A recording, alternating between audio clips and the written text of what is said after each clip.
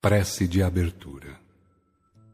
Ao sagrado princípio Deus e Pai divino, dirigimos nossos anseios como servos humildes da excelsa doutrina do caminho, ensinada e praticada por Jesus, o Cristo exemplo de conduta, a fim de pedir as graças que possamos merecer.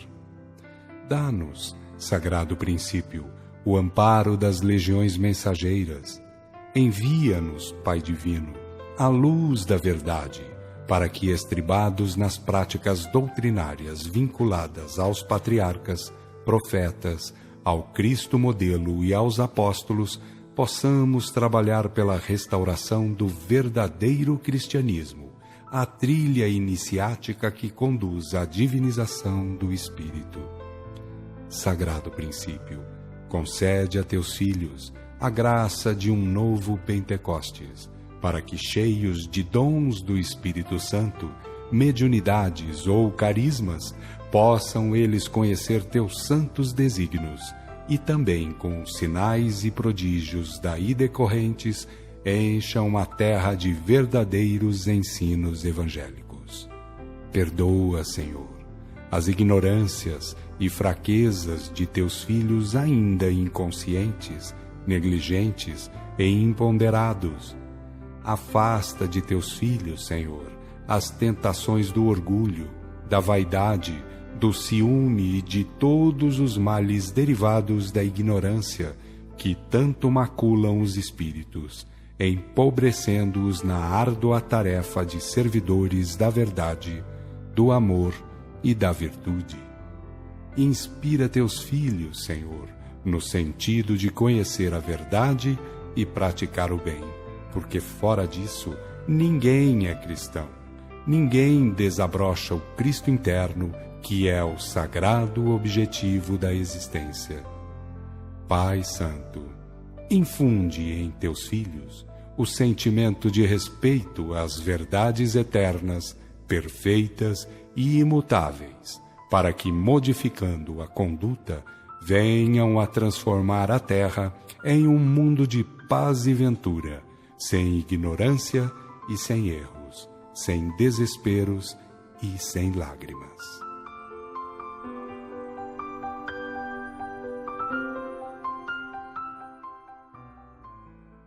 Fatos que aconteceram durante a codificação da doutrina espírita. No dia 9 de agosto de 1863, Allan Kardec envia à Sociedade Parisiense de Estudos Espíritas uma pergunta muito simples, uma pergunta sem dar muito esclarecimento sobre as suas intenções. Ele pergunta simplesmente: que pensais da nova obra em que trabalho neste momento? E recebe um esclarecimento importante para as nossas reflexões do estudo de hoje.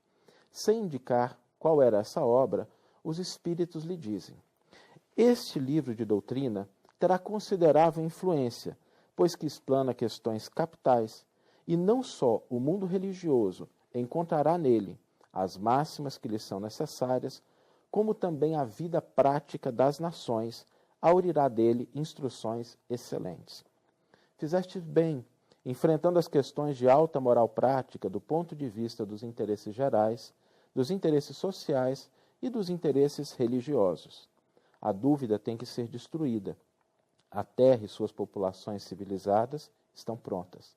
Já de há muitos teus amigos de além-túmulo as arrotearam.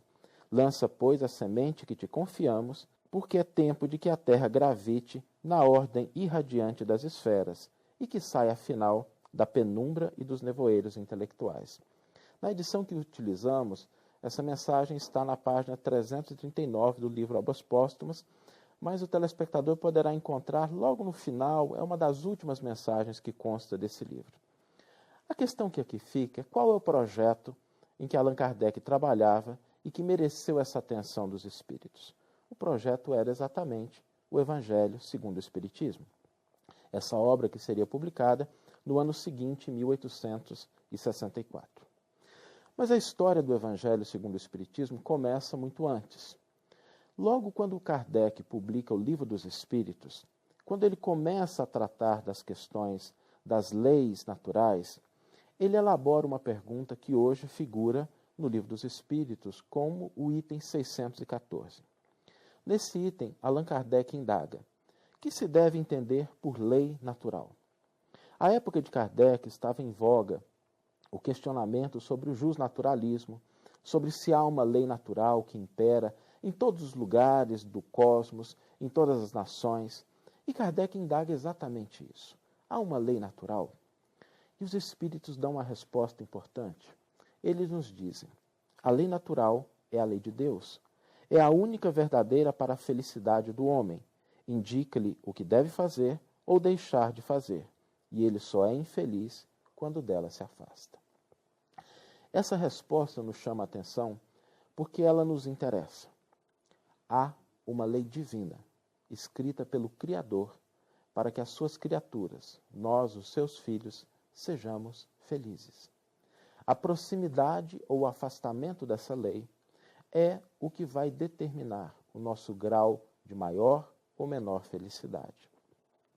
Allan Kardec sabia que quando se trata de leis divinas, assim como se trata das leis da astronomia, da física, da química, seria importante que tivéssemos um livro, alguma coisa que nos auxiliasse a compreender melhor essas leis divinas.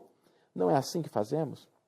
Quando nós vamos estudar a química, a física, a biologia, se a gente tem um livro didático, facilita bastante o nosso entendimento. E Kardec vai indagar aos espíritos se existe um livro que possa registrar essas leis, que as tenha registrado, e que nós podemos consultá-los. Na questão 621, ele pergunta: onde está escrita a lei de Deus? E os espíritos respondem: na consciência. O telespectador deve estar pensando que agora surgiu um problema.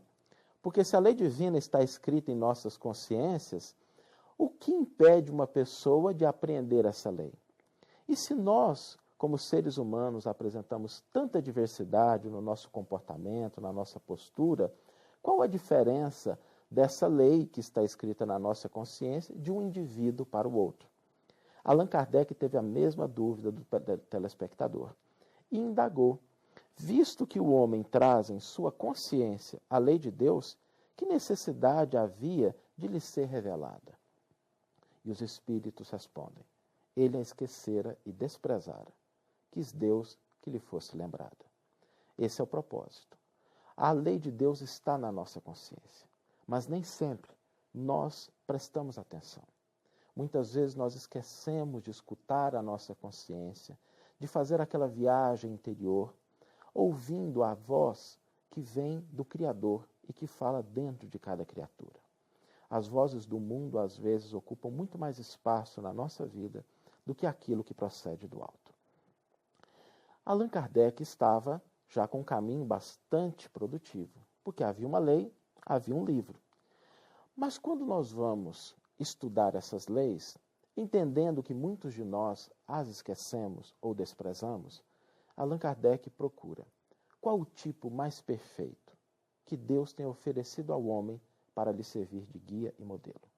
O que Kardec quer com essa pergunta é identificar qual o melhor professor, mas não só um professor que entenda da matéria, alguém que a tenha vivido, que a tenha exemplificado. Não basta ser um guia, era preciso também, pelas intenções de Kardec, que ele fosse também um modelo. E os espíritos respondem: Jesus. Jesus é o guia, o professor mais sábio, aquele que aponta o caminho, mas é também o modelo de vivência das leis divinas. Nós estamos numa situação muito confortável.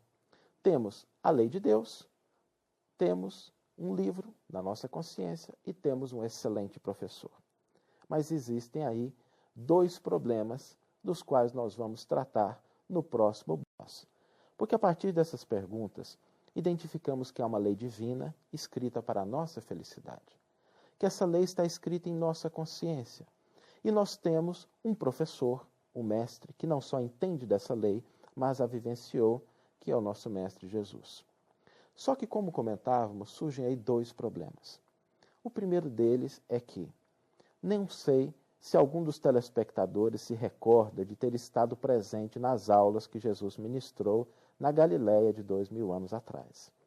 Quando Jesus esteve encarnado conosco, nem todos nós podemos nos lembrar de lá estar. Acredito que talvez muitos até estivéssemos, mas não sei se a gente estava muito preocupado com a aula do professor, acho que a gente tinha outros afazeres, talvez não achou que era matéria de prova e resolveu deixar para um outro momento. Mas, se nós não temos a possibilidade de ouvir os ensinos de Jesus, nós temos aí a primeira dificuldade.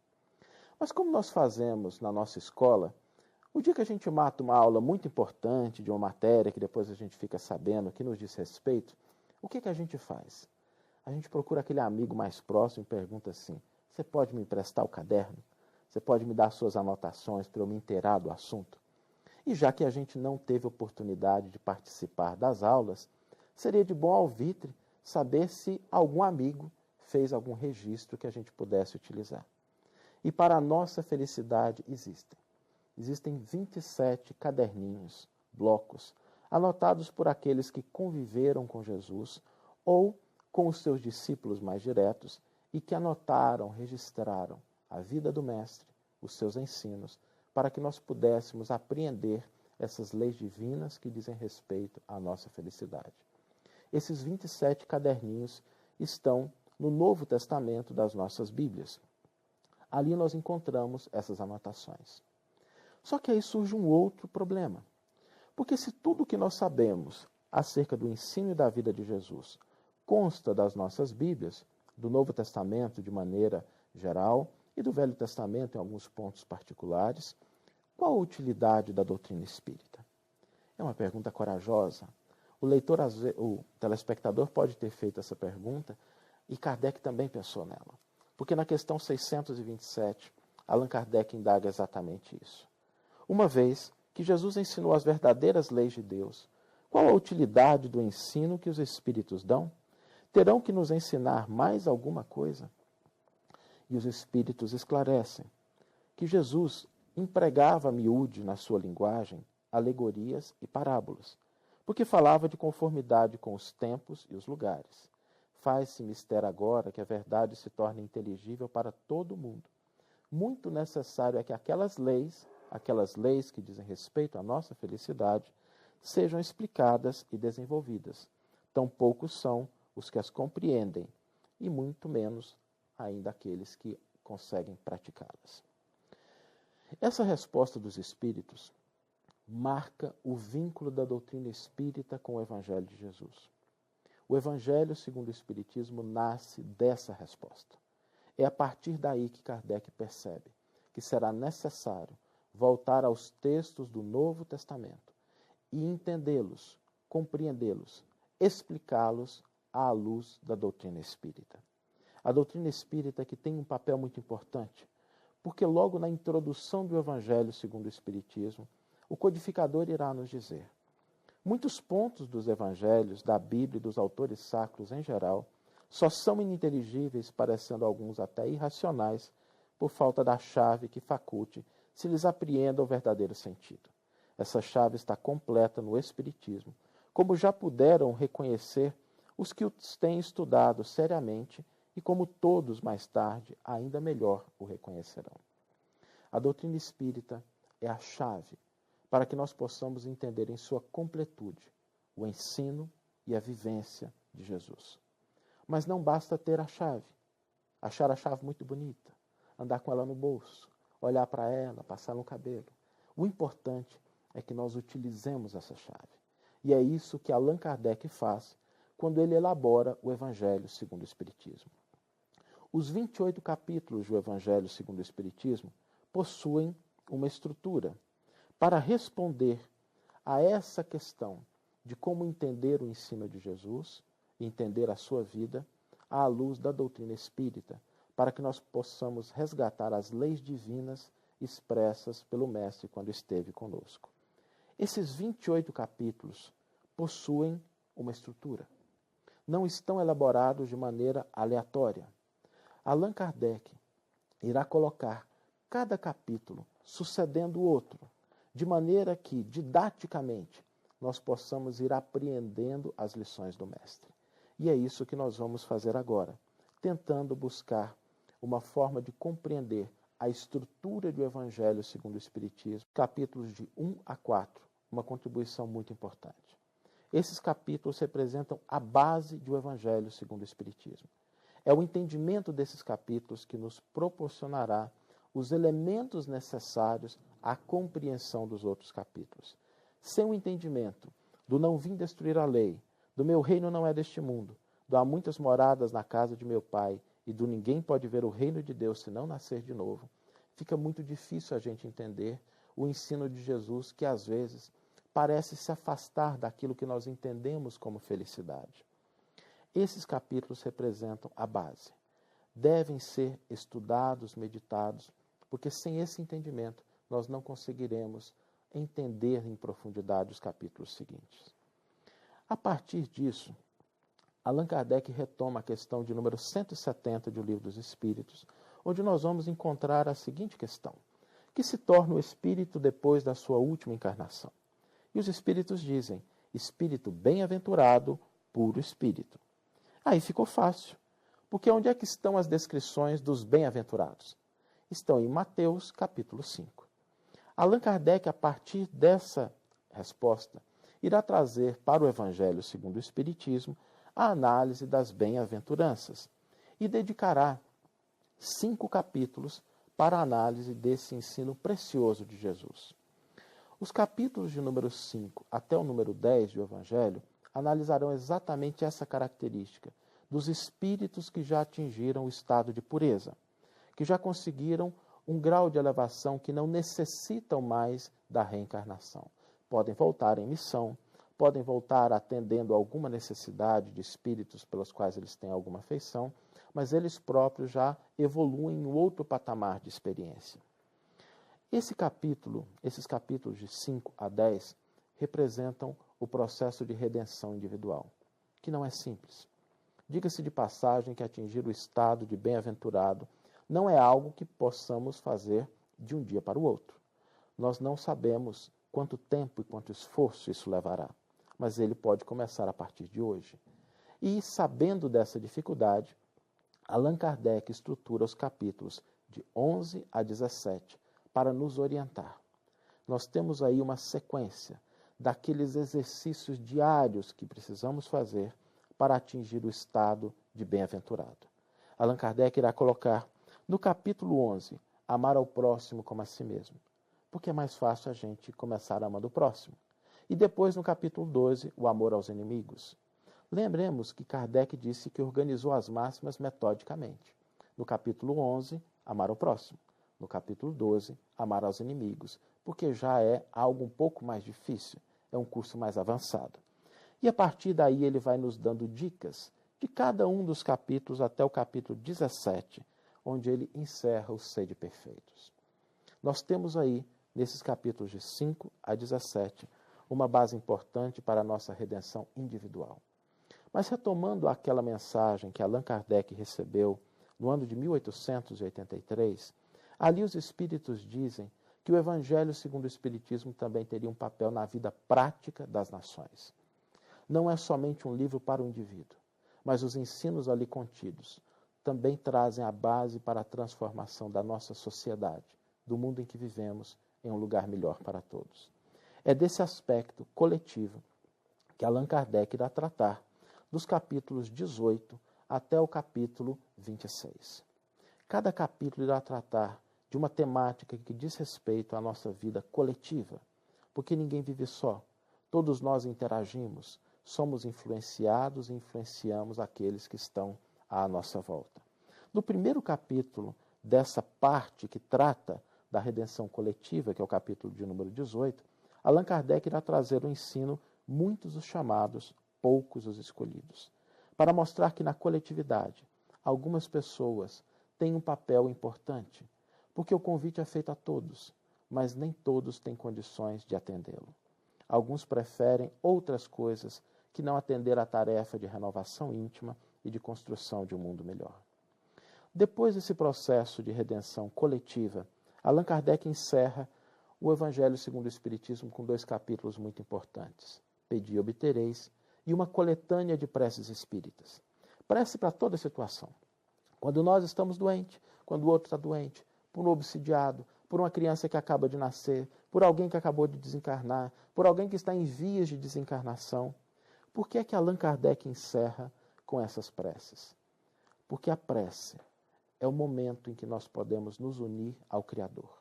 E a palavra religião, e o Espiritismo no seu aspecto religioso, atende esse propósito, de unir a criatura com o Criador.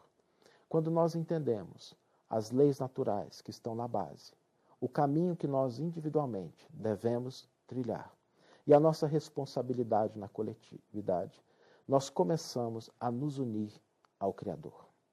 Essa estrutura do Evangelho segundo o Espiritismo nos lembra o ensino de Jesus. A base como a verdade. A redenção individual como um caminho que cada um de nós tem que seguir individualmente. E a redenção coletiva como a vida. É por isso que Jesus disse: eu sou o caminho, a verdade e a vida. É baseado nessa fala do Cristo que Allan Kardec elabora a estrutura do Evangelho segundo o Espiritismo. E que, para encerrar, lembremos aquela frase de Jesus no capítulo 14, versículos 15 a 16 do Evangelho de João. Se me amais, guardai os meus mandamentos, e eu rogarei ao Pai, e ele vos enviará outro Consolador, para que fique convosco para sempre. Esperamos. Sagrado princípio do todo, causa infinita dos infinitos efeitos. Em teus desígnios eternos, perfeitos e imutáveis, quero beber conhecimentos para que nobres sejam os meus pensares e sentires, vindo minhas obras a constituir testemunhas de tua onisciência. Neste mundo de imperfeições e de sofrimentos, dá-me o poder de comandar meus impulsos, enveredar certo minhas inclinações, a fim de servir de condutor aos irmãos que forem ainda menos conscientes do que eu. Que eu possa dominar minhas tendências e paixões inferiores para vir a ser realmente um servidor da verdade que livra e da virtude que glorifica.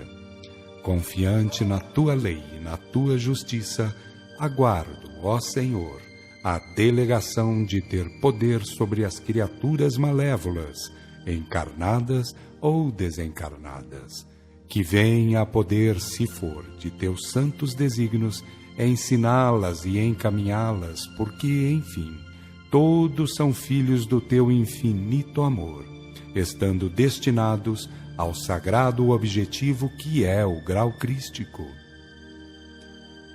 Ó Pai Divino, pela glória de Jesus Cristo, o teu Verbo neste planeta, rogo a graça do trabalho, que a minha vida seja um roteiro de verdades semeadas e bondades distribuídas, a fim de que me faça digno filho teu, sabedor de que a cada um será dado, segundo as obras que praticar, desejo fazer da verdade, do bem e do bom a minha religião. Ó Ser dos seres, ó Senhor do infinito e da eternidade, concede-me a oportunidade de conhecer cada vez mais para dar cada vez mais dignos frutos pelo exemplo, a fim de apressar a evolução desta humanidade, que este mundo de imperfeitos e sofredores venha a ser, em breve, uma das felizes moradas de tua infinita criação. Rogo, ó Pai Divino, por todos os teus filhos, reconhecendo uma só origem divina, um só processo evolutivo e uma só sagrada finalidade. Desejo a graça de tua justiça para em teu santo nome convidar a todos no sentido de saber certo, sentir bem e proceder com dignidade. E isto, Senhor, para que todos venham a ser o mais breve possível acima de mundos, formas e transições. Ó Supremo Espírito, essência divina que tudo manifesta, sustenta e destina, é no teu seio de luz, glória e poder que mergulhamos os nossos pensares e sentires para aí render graças pela tua divina paternidade. E pelas tuas graças, Senhor, fazei que seja este Filho teu um fiel discípulo da excelsa doutrina, cujos fundamentos são a moral, o amor, a revelação, a sabedoria e a virtude.